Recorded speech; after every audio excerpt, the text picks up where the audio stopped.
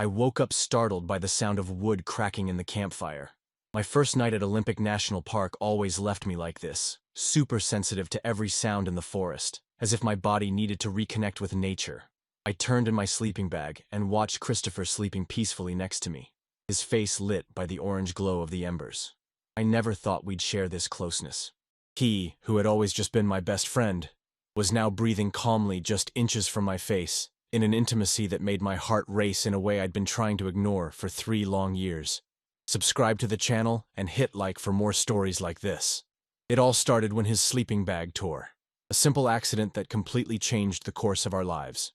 My name's Jackson, I'm 27, and I work as a freelance photographer specializing in natural landscapes. I grew up in a family that valued outdoor adventures, camping nearly every weekend when I was a kid. That passion for nature never left me, and now it's a huge part of both my personal and professional life. After spending 2 years photographing for a travel magazine overseas, I decided to head back to the United States and settle in Seattle. Being close to national parks and forests was perfect for my photography expeditions. On one such outing 3 years ago, I met Christopher in college when he got interested in a photo exhibit I set up on campus. Since then, we became inseparable. I planned this camping trip for weeks. Christopher needed a break from the corporate grind that was draining him, and I was eager to capture the sunrise over Mount Olympus. What I didn't plan for were the secret feelings I had for him, the attraction that had been growing silently over the years. Christopher always talked about ex-girlfriends and only showed interest in women, so I kept my feelings buried deep inside. If you want to understand how someone can completely transform during just one weekend in the woods, hit like and subscribe to follow this journey that changed our lives forever. What you hear here is just the beginning. The full, unfiltered stories with every detail you can imagine are available right now. Check the link in the description right away. I chose a remote area of Olympic National Park, far from the tourist trails. Our campsite was in a small clearing surrounded by century-old sequoias, with a crystal-clear stream running just a few meters away. The scent of pine mixed with damp earth filled the air, while the bird's song provided the perfect natural soundtrack. Our routine the first few days was pretty calm. We woke up with the first ray of sunlight, made coffee over the fire, and planned our activities. In the mornings, I snapped photos while Chris explored the surroundings, gathering firewood or just soaking it all in. He seemed like a completely different man when he wasn't in a suit and tie. More relaxed, more genuine. "I feel like I was born in the wrong century," he commented one time while watching the horizon. "I should have been an explorer or a naturalist." We'd meet up for a simple lunch, sandwiches or dehydrated meals we carried in our backpacks. The afternoons were for hikes or fishing in the nearby stream. Chris never had a lot of patience for fishing, but he enjoyed watching me struggle with it. The evenings were my favorite part. Sitting around the campfire, we shared stories, fears, and dreams.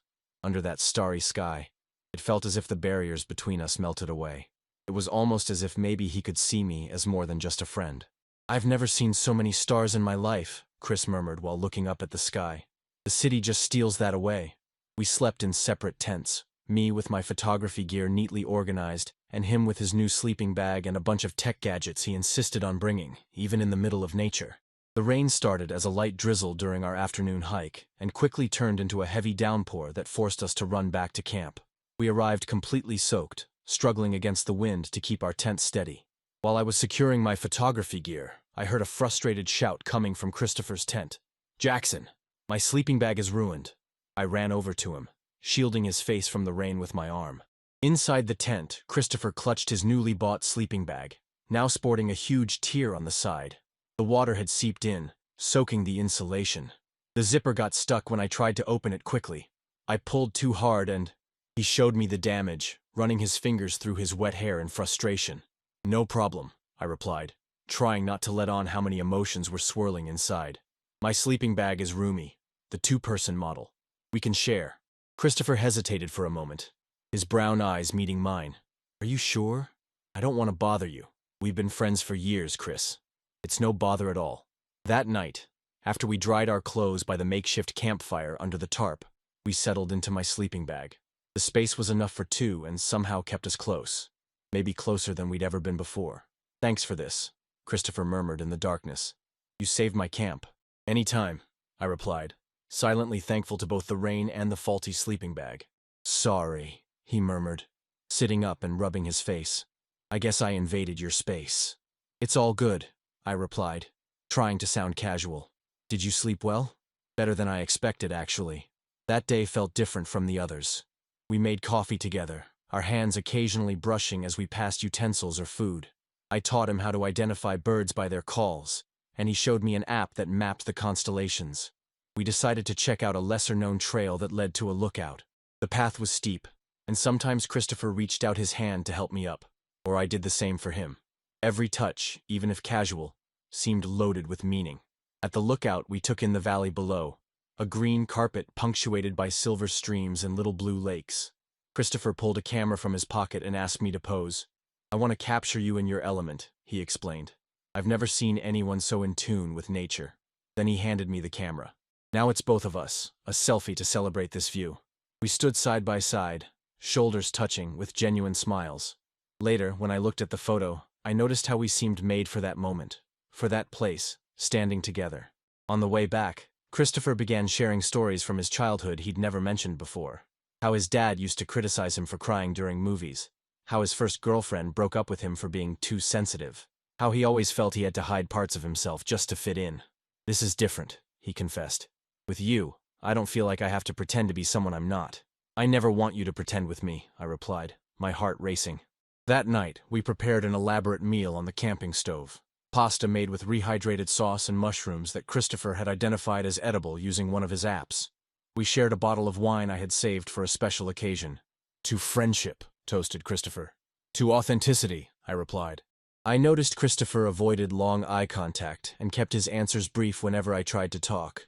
At breakfast, he mentioned a co-worker who was interested in him, glancing at me from the corner of his eye.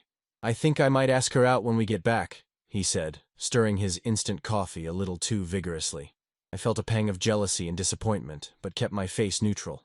She seems nice from what you've said. He nodded, looking almost disappointed by my measured response. I realized maybe he was testing boundaries, trying to figure out what had changed between us. I spent the morning taking photos alone, needing space to process my feelings. Was I reading into signals that weren't really there?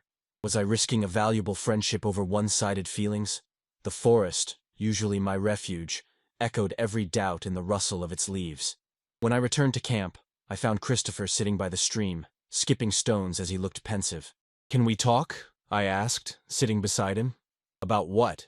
He replied, his tone defensive. About what's happening. I feel like something changed since yesterday.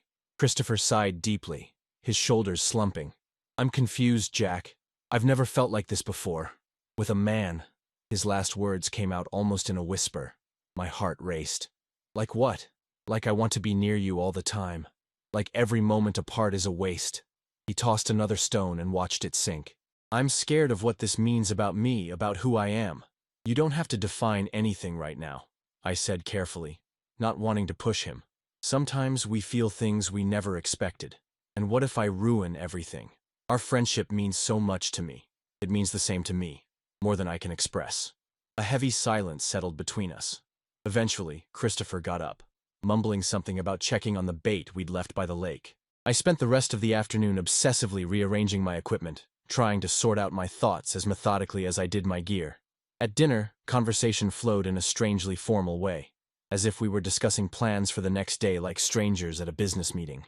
When night came and it was time for bed, Christopher hesitated at the entrance of my tent.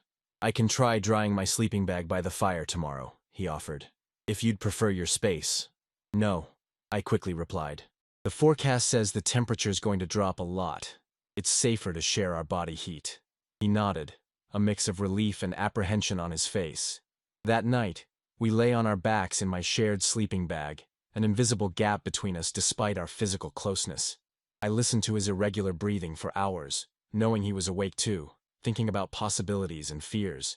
The moon partially lit the tent's interior when I felt Christopher turn over. His hand, tentative, found mine in the space between us.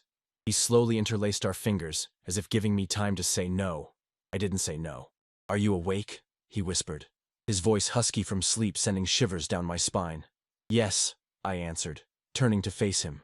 We stayed like that for a few moments, eyes locked, with the air between us charged with possibility. Christopher slowly raised his hand, hesitating for a second before touching my face. his fingers tracing my cheek as if memorizing every detail. I haven't slept all night, he confessed.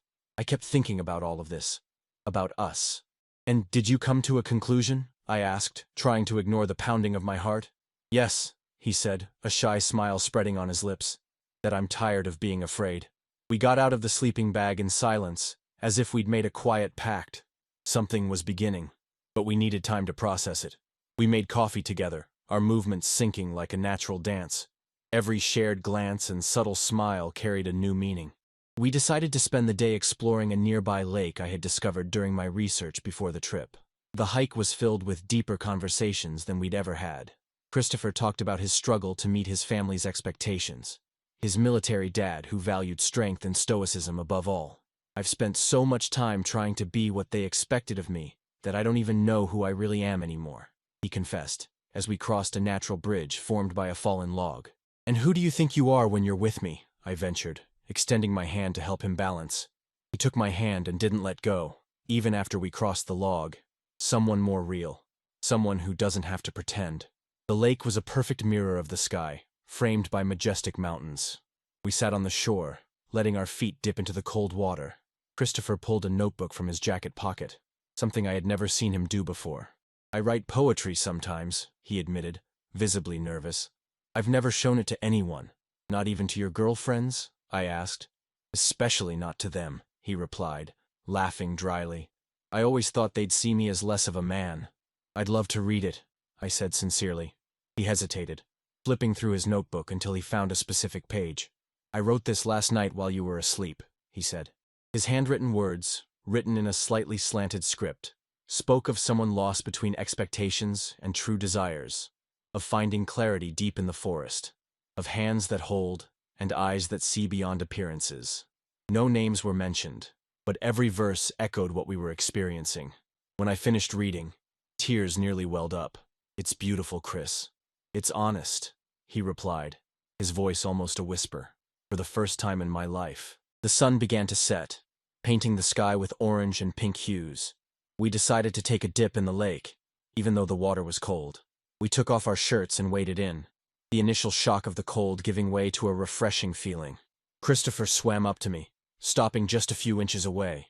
Droplets ran down his face, his dark hair clinging to his forehead.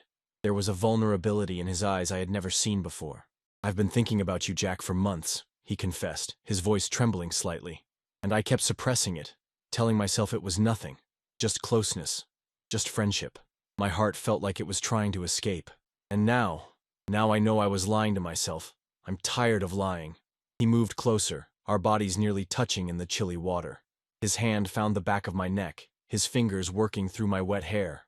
Time seemed to slow as our faces inched together, his warm breath forming little clouds on the cold air. The first touch of his lips on mine was hesitant, almost reverential.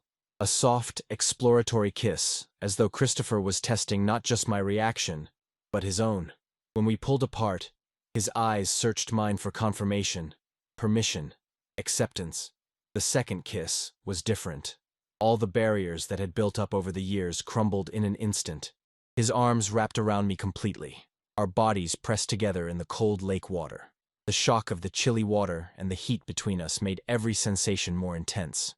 We need to get back, I whispered against his lips when we finally separated, both of us shivering with emotion and cold. We left the water hand in hand, grabbed our towels, and dried off in silence laden with anticipation.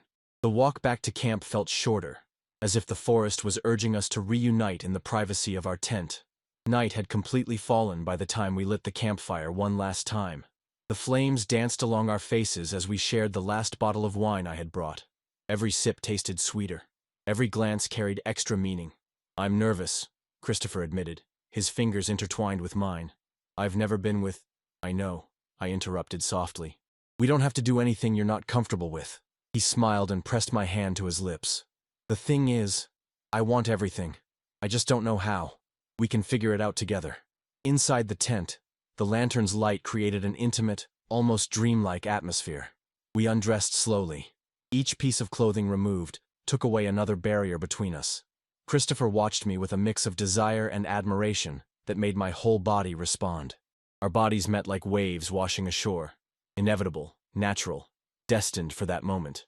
Every touch was a discovery, every sigh a confession.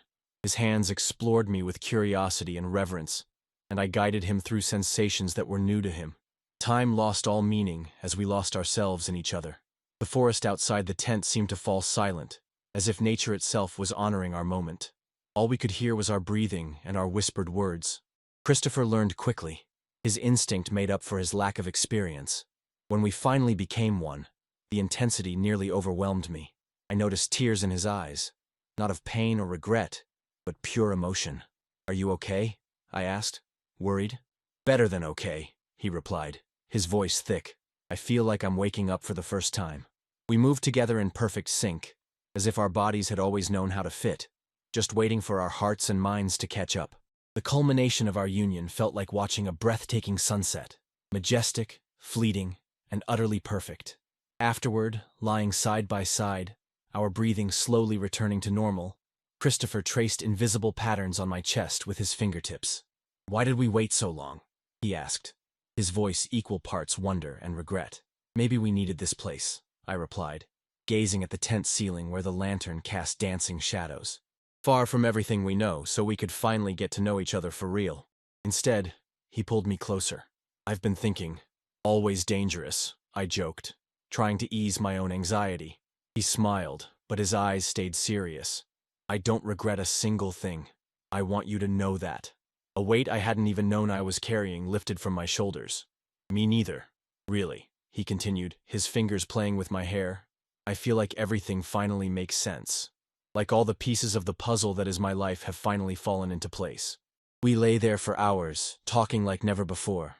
Christopher confessed that he'd always felt an attraction to men, but had buried it so deeply he barely recognized these feelings in himself. He spoke of past relationships with women that always felt incomplete for reasons he couldn't explain.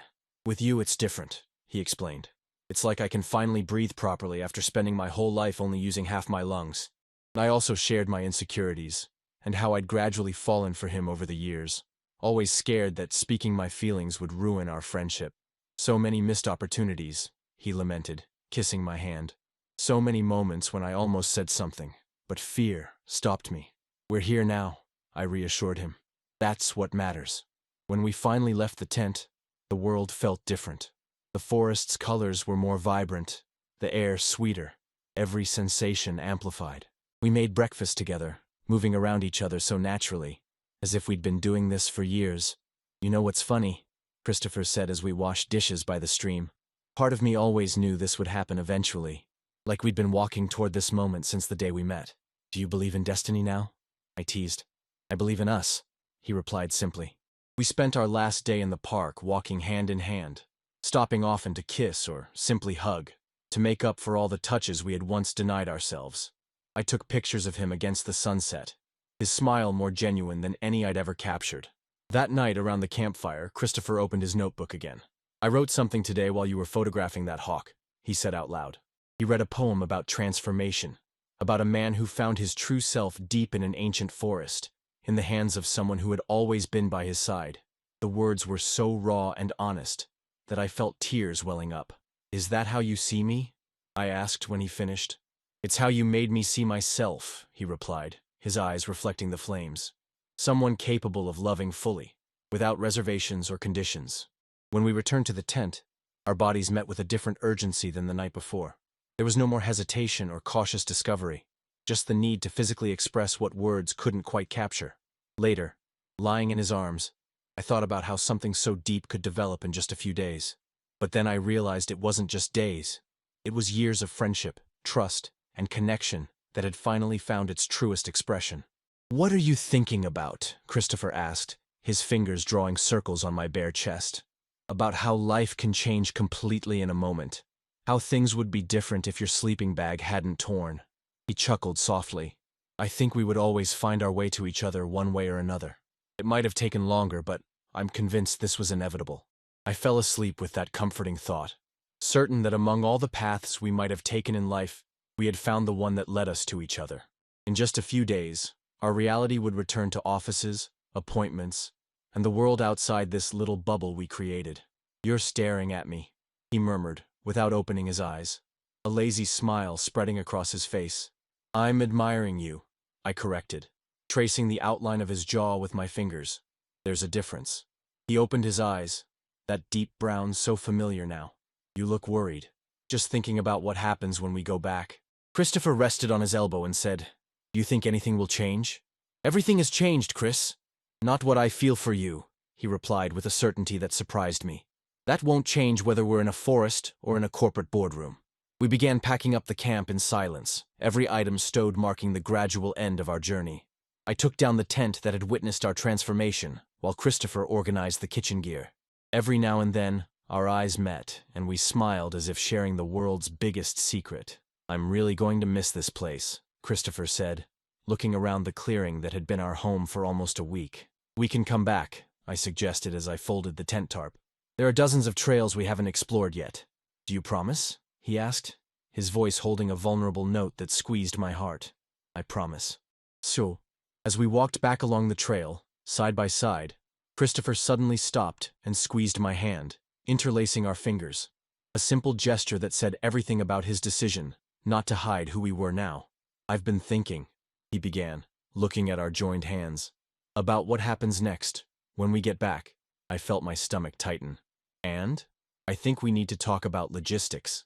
That wasn't what I expected to hear. "Logistics?" "Yes," he continued, a smile spreading across his face. "Like, who has the bigger apartment, how long it takes me to grab my stuff, and if your building takes my dog." It slowly dawned on me. "You want to live with me?" "I want to wake up next to you every morning," he replied simply. "Not just when we're camping." The relief was so intense I almost felt dizzy.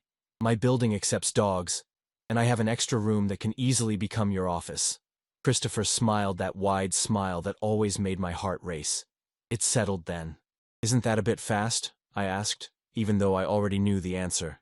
"Jack, I've known you for 3 years, even before we kissed. I think we've waited long enough for the rest of our lives to start," he said. We continued our walk, discussing plans and possibilities. How to tell our friends, whether his parents would accept it, how his company would react.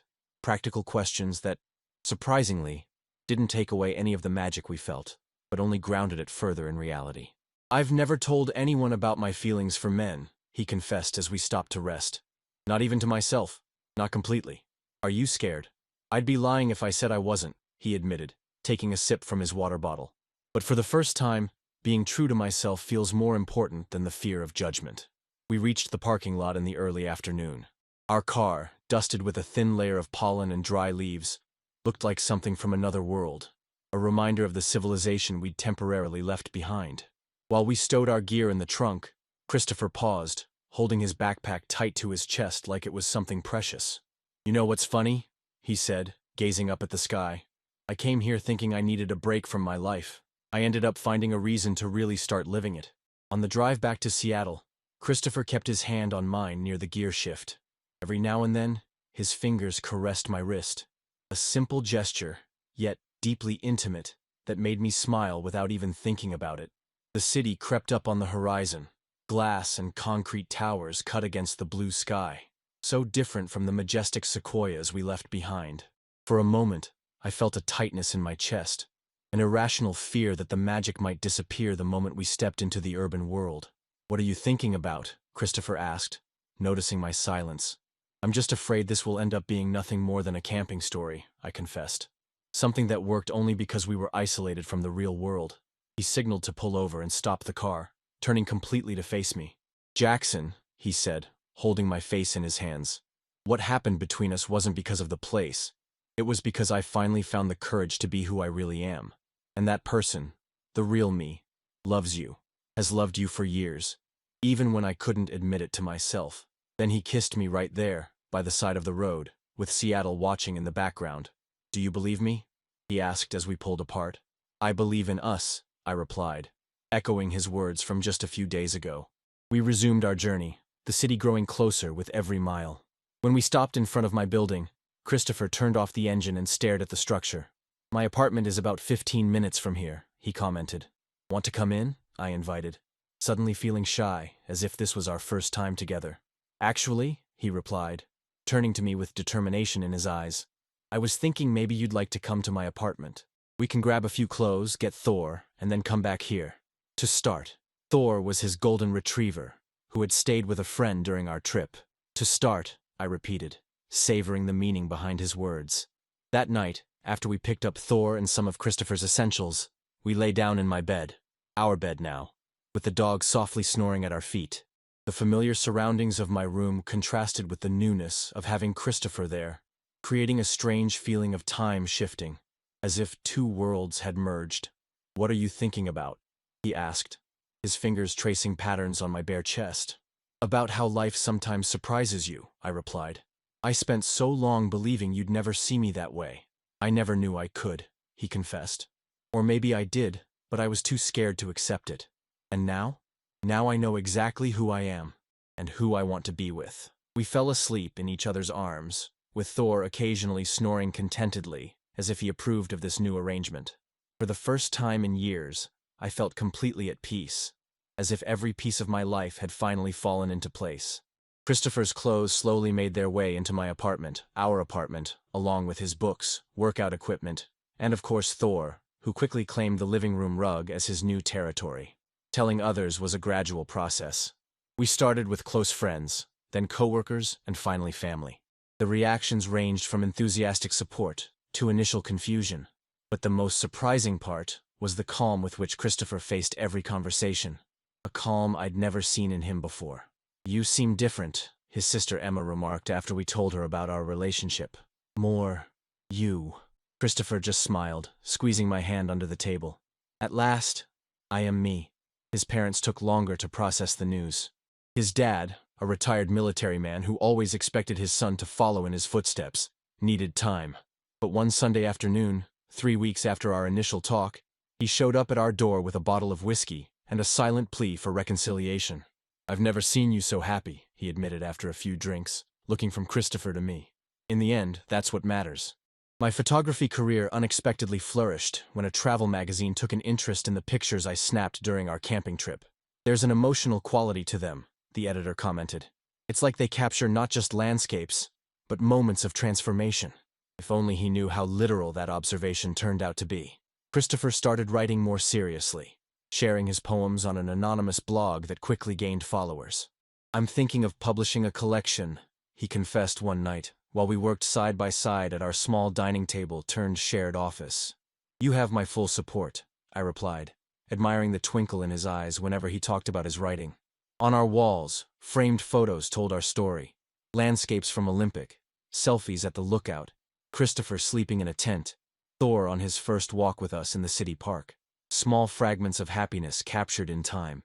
This morning, I woke up before him as usual. I watched the sun rise through the curtains, painting golden stripes on his sleeping face. Thor lay stretched out at the foot of the bed, softly snoring. The scene was so ordinary, and yet so extraordinary, that my heart filled with gratitude. Christopher slowly opened his eyes, and smiled when he caught me gazing at him. "Good morning," he murmured, pulling me closer. "Good morning," I replied, kissing his forehead. "Do you know what day it is today?" I smiled. Of course I knew. 3 months since we came back from camp. He nodded, his fingers tracing my face the way they always do. 3 months since we started our real life. Later, as we sipped coffee on the small balcony overlooking the city below, Christopher surprised me with an envelope. "What's this?" I asked, opening it carefully. Inside was a reservation for the very same camping spot in Olympic, booked for next month. "I thought we could make this a tradition," he explained, his eyes gleaming with anticipation. "Going back to where it all began every few months. To remind us." "As if we could ever forget," I joked, though I was deeply touched by the gesture. "It's not about forgetting," he replied, squeezing my hand. "It's about celebrating, about honoring the moment that changed our lives." At night, lying next to him, I reflected on the series of coincidences that brought us here. A torn sleeping bag, an unexpected storm, the isolation of a forest that allowed us to finally see what had always been right in front of us. Some would call it luck, others destiny. I prefer to think it was a mix of courage and truth. Christopher's courage to finally accept himself and the truth of our feelings that could never be entirely denied, only temporarily hidden. I fell in love with my best friend. And, by some miracle, he fell in love with me too. I know this isn't the end. It's only the beginning. If you too believe that true courage is about being who we really are, hit like and subscribe to the channel.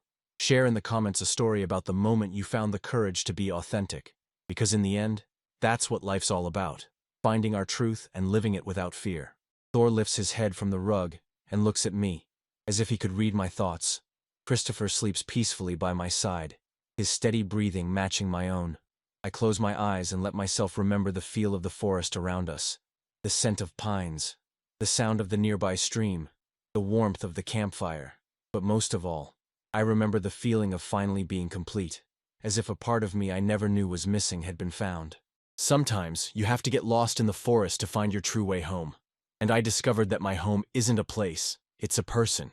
It's Christopher, with his brown eyes and handwritten poems, with his newly found bravery, and a love that had always been there, just waiting for the right moment to bloom. What you hear here is just the beginning. The full, unfiltered stories with every detail you can imagine are available now. Check the link in the description right away. Subscribe to the channel and hit like for more stories like this. Tomorrow, we'll start planning our next adventure at Olympic. But tonight, I celebrate the greatest adventure of all. The journey of two men who found their way to each other against all odds. All because a sleeping bag tore and the universe finally decided it was time. And what an incredible journey it's been.